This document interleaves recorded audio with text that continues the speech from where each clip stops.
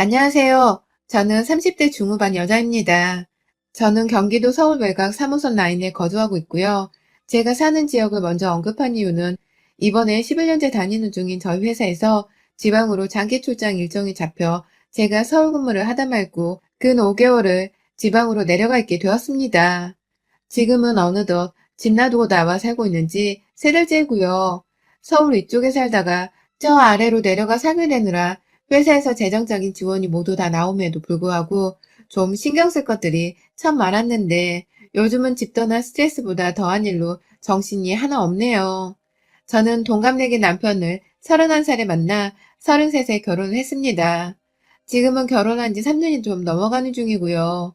남편은 직장인들끼리 만나 모여 문화를 다지는 소셜 클럽에서 만났고 거기 사람들이랑 두루두루 친하게 지내기도 했지만 남편이랑은 이성적인 관계로 발전이 되어선 연애를 하고 결혼까지 하게 되었습니다. 저하고 하는 일도 비슷하고 나이도 똑같고 심지어 제 키가 좀 큰 편인데 둘이서 키도 비슷비슷한지라 공통되어 보이는 게 정말 많았어요. 성격이 여성처럼 세심하기도 한 남편 모습이 다소 우스꽝스러운 면도 없잖아 있었지만 저한테는 이성적인 호감이 되는 부분이었는지라 만족스러웠고 양가 부모님 모두 건강히 잘 살아계시고 부부가 결혼하는데 경제적으로 해주시겠다고 하니 딱히 걸리적거리는 것이 없이 식을 잘 치렀습니다. 가진 분수대로 살고 싶었는지라 서울 한복판에서는 아파트를 구할 수는 없었고 대신 개발 중인 서울 부근에 경기도 아파트 하나를 공동 매입해서 빚 없이 살고 있는 중이고요. 시어머니께서 물려주신 살림템이 많고 저희 친정엄마가 바로 가까이 있는 서울 지역에 살고 계시는지라 서로 왔다 갔다 하면서 살림 도움도 많이 받고 있습니다. 늦게 결혼해서인지 아이가 바로 생기진 않았고 지금 제 나이가 30 중후반에 딱 턱걸이가 되는 상황인데 그 후에 아이를 낳을지 말진 남편과도 현재 진행형으로 계속 얘기를 나눠보는 중이었고요. 문제는 잘 지내오다가 제가 갑자기 단기 지방 정근을 가게 되면서부터였어요. 둘이서 부부 사이에 문제가 있었던 것도 아니고 싸움을 밥 먹듯이 하느라 잠깐이라도 설을 안 봤다가는 금세 갈라지거나 마음이 식어버릴 단순한 관계도 절대 아니었습니다. 그만한 믿음이 있었기 때문에 저는 저대로 회사 업무가 중요하다는 이유로 회사 숙소로 출장을 떠났습니다. 둘 사이에 애가 있는 것도 아니고 제가 무슨 몇 년씩 집을 떠나 얼굴 한번 못 보고 사는 것도 아니고 무엇보다 주말이 되면 둘 중 아무나라도 KTX 타고서 금방 왔다 갔다 하며 얼굴을 볼 수 있는 환경이었기 때문에 거절할 이유가 없었습니다. 남편도 하는 일이 중요하고 또 회사에서 숙박부터 식비까지 다 제공을 해주고 대기업이라서 월급도 기존보다 적어도 몇 프로는 더 얹혀주는 거였으니 오히려 돈 더 벌어온다고 좋아라 했어요. 마누라 없어서 기분은 안 좋지만 돈 더 벌어오니까 나 소니 사줘. 라면서 실실 쪼개기도 했어요. 참고로 소니는 이름이 더 긴데 제가 영어라서 제대로 기억은 못하고 남편이 내내 게임하고 싶다면서 사도 되냐고 조르던 게임기기의 이름입니다. 그렇게 서로 얼굴을 붉히거나 가지 말라고 울고불고 질질 짜며 헤어진 게 전혀 아니었습니다. 저는 저대로 지방에 내려와 지금까지 3개월 살면서 오히려 더 남편과는 연애하는 기분을 만끽하며 매일같이 카톡하고 전화하고 퇴근해서 저녁 시간 되면 뭐 먹고 있냐며 영상통화도 걸며 나름의 장거리 부부 사이를 즐겼습니다.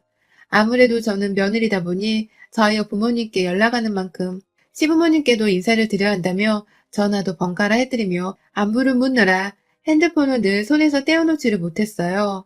퇴근하고 집에 오면 그간 남편이랑 살면서 매일같이 해오던 밥하는 게 귀찮다면서 일부러 하지를 않았고 식비를 대주니 배달 음식만 주구장창 마음껏 시켜 먹었고요.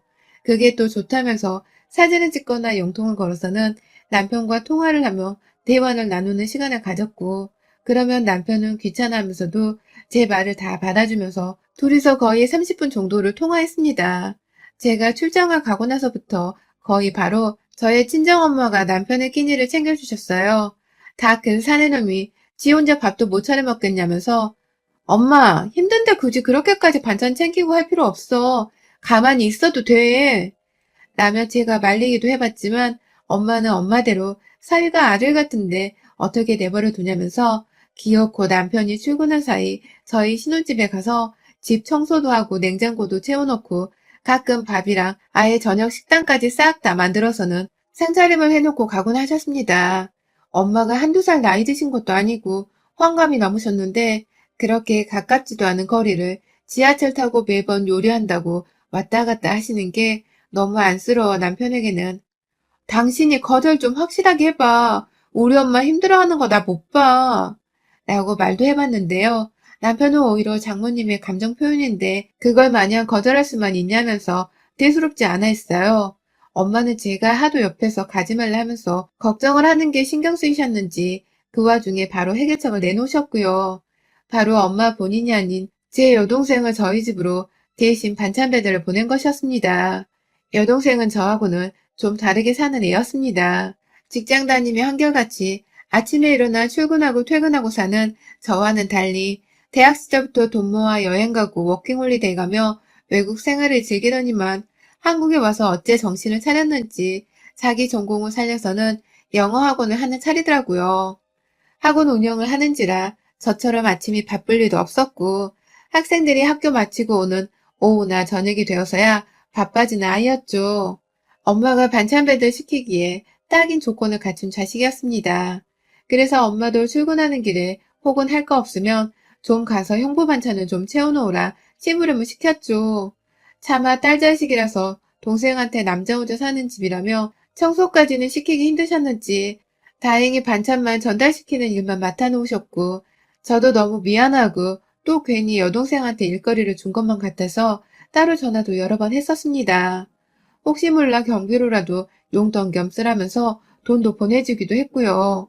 다행히 동생은 출근하는 길에 직접 운전을 해서 저희 집으로 가곤 했었는데 자차를 이용하니 별로 시간이 안 걸린다면서 대수롭지 않아 했어요. 오히려 혼자 사는 형부가 걱정되는 엄마 보는 게 더 스트레스였다면서 본인이 알아서 형부를 잘 챙길 테니 멀리서 제 건강이나 잘 챙기라면서 제 걱정도 겸해서 해주더군요.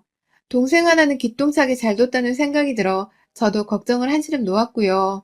그런데 문제는 그로부터 정확히 제가 출장 온 지 2달 차가 되던 때부터 눈에 띄게 뜨문뜨문 보이기 시작했습니다. 반찬을 가져다 놓는 게 장모님의 감정 표현인데 마냥 거절할 건 아닌 것 같다고 말을 하던 남편이 더 이상 그렇게 생각하지 않은 듯해 보였습니다.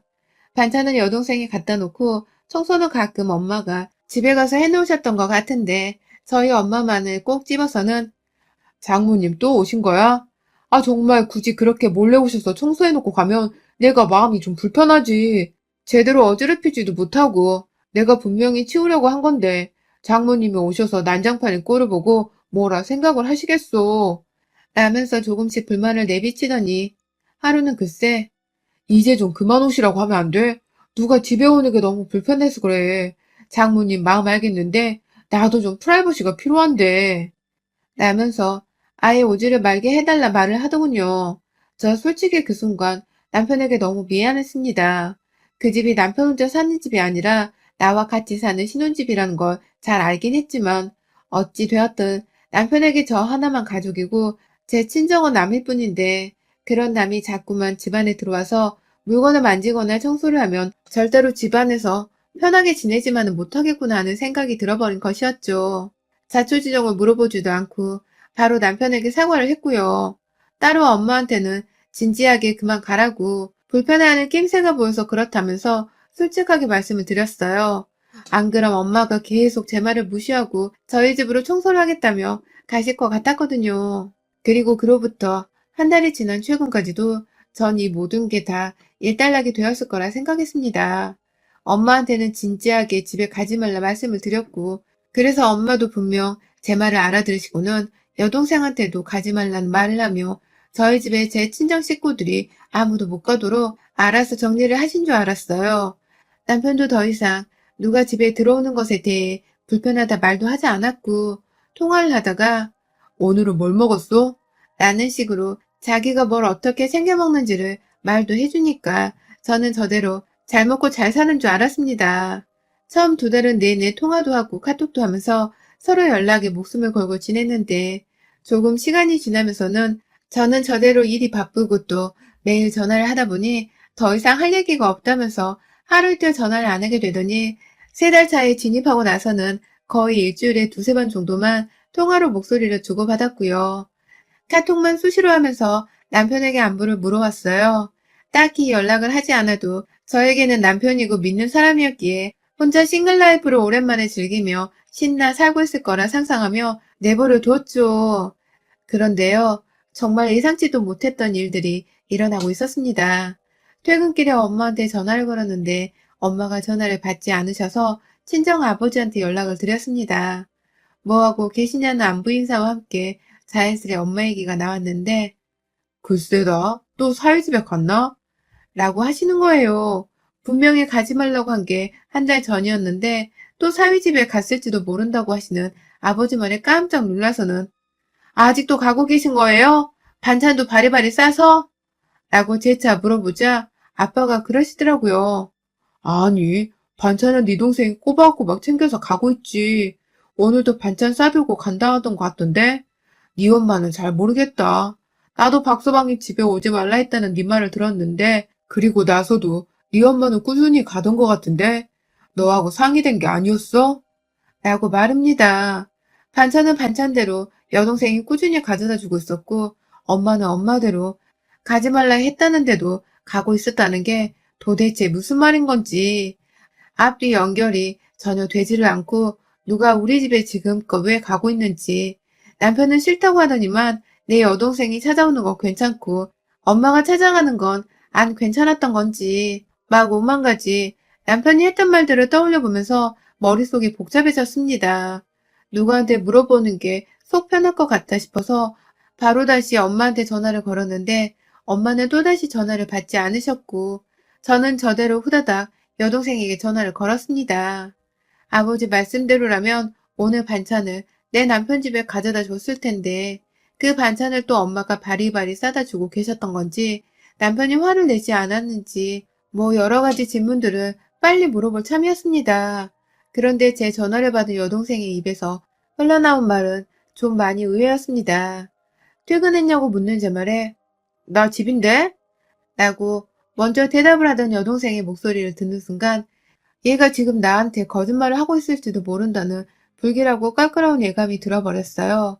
다른 사람도 아닌 내 여동생한테 이런 감정을 느껴버린 순간 더러운 내 머릿속을 말끔히 소독시켜버리고 싶었는데 그 다음에 흘러나온 동생의 말을 듣곤 도무지 마음이 어수선해 지방에 머물러 있을 수가 없었습니다. 동생이 제게 형부는 잘 지내지? 라고 물어보더군요.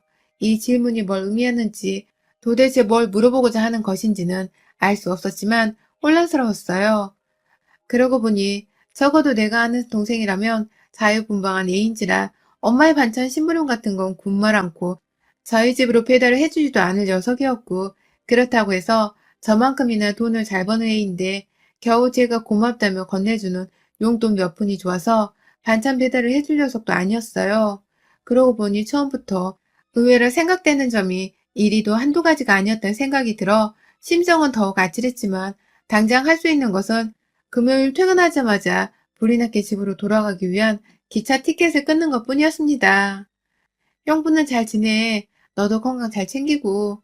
라는 말과 함께 전화를 끊었고 다시금 엄마한테 전화를 했어요. 그래. 하면서 긴장하신 채 전화를 받으시는 듯 했고 저는 대뜸 아직도 지수가 우리 집에 반찬 배달을 한다며? 왜 나한테 말 안 했어?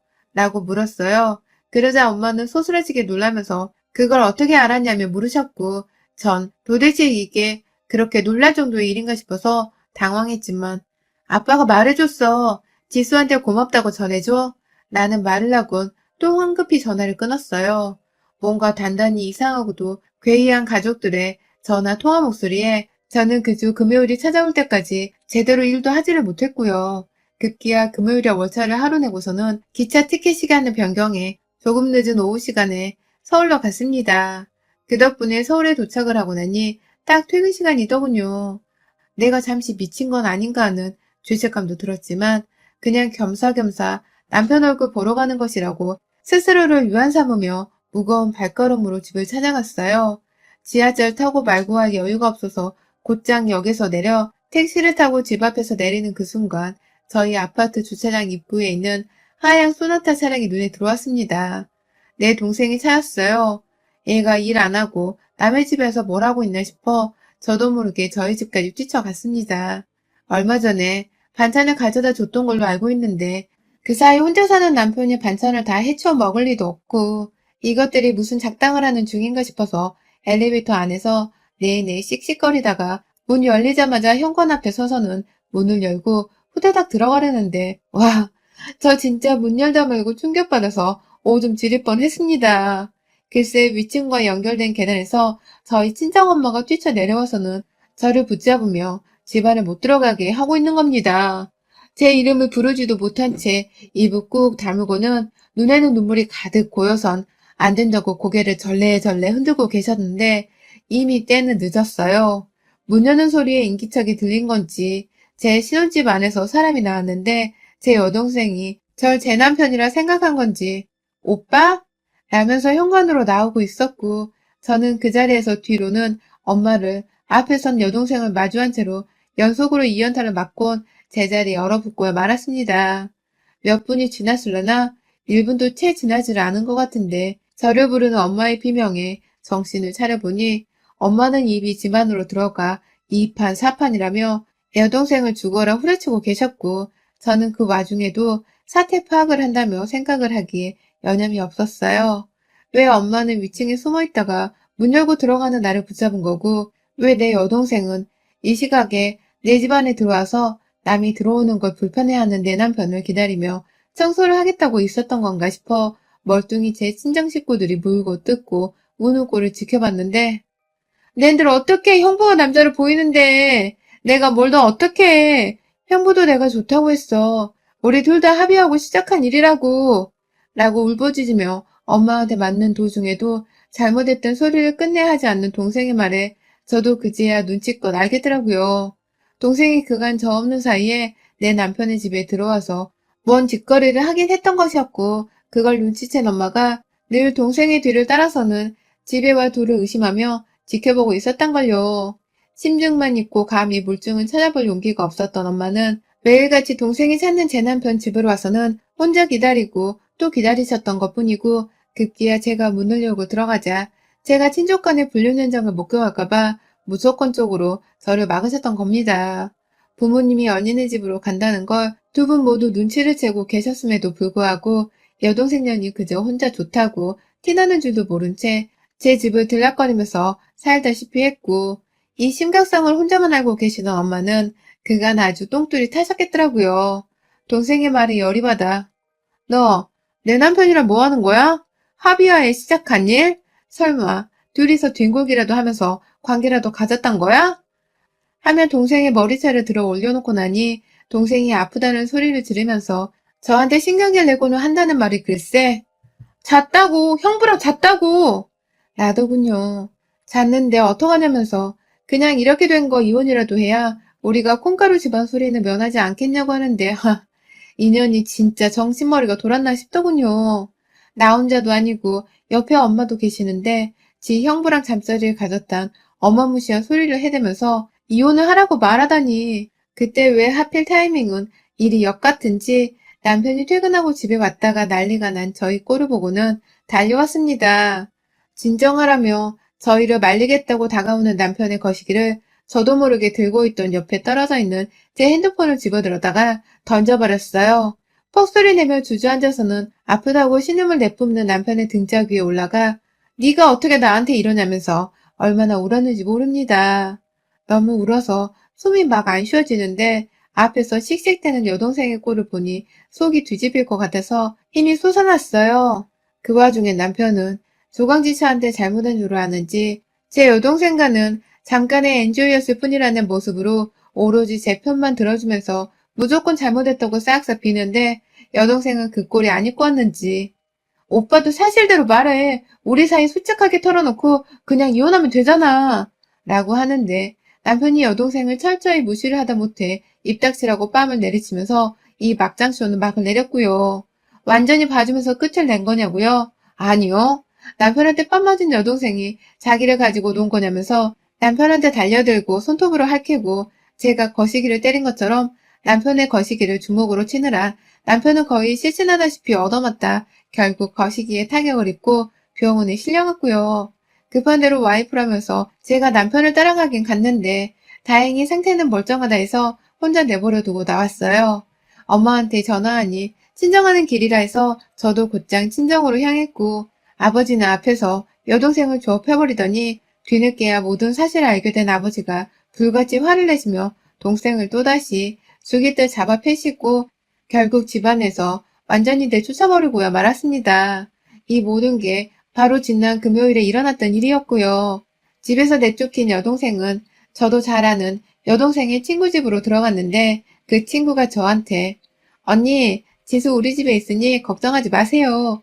라고 안부 차원에서 문자를 보낸 것에 그년이 내 남편이랑 바람 피우고 지금 집에서 쫓겨났어. 내가 그년 걱정을 왜 해?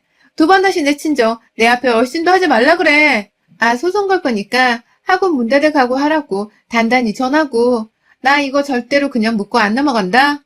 라고 답장을 했더니 친구 집에서도 뭔 짓을 한 거냐는 친구의 말에 대판 싸우고서 쫓겨나고 결국 집으로 다시 돌아와서는 그제서야 잘못했다고 싹싹 빌더군요. 잠시 사랑의 눈이 멀었단 감성적인 표현을 끄집어내는 동생년의 싸닥으로 몇 대 갈기고 나니 그제야 좀 속이 아주 조금은 풀리는 기분이었고 저희 부모님이 절대로 집에 못 들인다고 해서 동생은 완전히 하루아침에 낙동강 오리알이 되어버렸습니다. 저는 남편과 곧장 이혼소송을 하기로 하고는 제 모든 신혼집 짐들을 친정으로 옮겼고요. 곧장 부동산 재산분할 하자며 그리고 위자료 청구를 한다고 법적 자문을 구하러 다니기 바쁩니다. 다행히 변호사를 선임하긴 했지만 지방으로 돌아와 일을 하면서도 이혼 준비를 하고 있고요. 동생년에겐 참 이런 말하기 너무 집안망신이라 쪽팔리지만 상간녀 소송을 걸었습니다. 저희 어머니 쓰러지셨고 아버지는 큰딸인 저를 너무 예뻐라 하시던 분이신데 도저히 동생이 저지른 짓을 용서할 수 없다면서 어머니 옆에서 화를 못 참고 계시고요. 급기야 동생 잡아 혼쭐을 내겠다고 저 직장으로 돌아온 사이 아빠 혼자서 동생이 운영하는 학원에 가서는 학생들 앞에서 동생의 뺨을 때리고 소리를 지르고 아주 개쪽을 주셨나봐요. 자식을 잘못 키웠다며 아버지 딴에는 본인이 할 수 있는 훈육이고 저에 대한 잘못을 구할 방법이셨던 것이죠. 그 바람에 제가 맘카페 같은 곳에 글이라도 적어 동생을 고발을 했는데 그럴 필요도 없이 동생은 학원가에서 소문이 퍼져나가기 시작한 바람에 지금 급히 학원문도 닫아버리고 저희 아버지한테서 잠수를 탔다고 하네요. 아버지가 동생 학원을 차릴 때 돈을 거의 대주셨는데 그 돈도 다 돌려달라면서 동생한테 문자로 폭탄 선언을 하고 계셔서 동생은 오도 가도 못한 채 학원에서 숙박하며 아버지 돈 토해내고 고소당하고 위자료 지불하는 일들을 곧 해결하려 아주 혼자 꼴사나운 입장에 처했고요. 저는 지방 출장을 와선 도무지 서울에서 일어났던 일들이 다 꿈인지 생시인지도 여태 실감이 안 납니다. 어떻게 동생이 남편이랑 어떻게 내 남편이 내 동생이랑 그렇고 그런 짓거리를 하고 다닌지 여태 그 배신감에 몸소리를 치고 가슴 한켠이 너무 답답해 힘들어요. 폐가 굳어 제대로 숨을 쉬기가 힘든 심정이랄까요. 이제 본격적인 소송 준비를 하고 있고 소장 송달과 함께 이번 달에는 정말 많은 일들이 일어날 것 같습니다. 부디 인간 같지도 않은 짓거리를 한 이 년놈들한테 하늘에서 천벌을 내려주기를 저는 오늘도 내일도 매일같이 빌 것입니다. 여러분의 생각은 댓글로 남겨주세요. 오늘도 시청해주셔서 정말 감사합니다.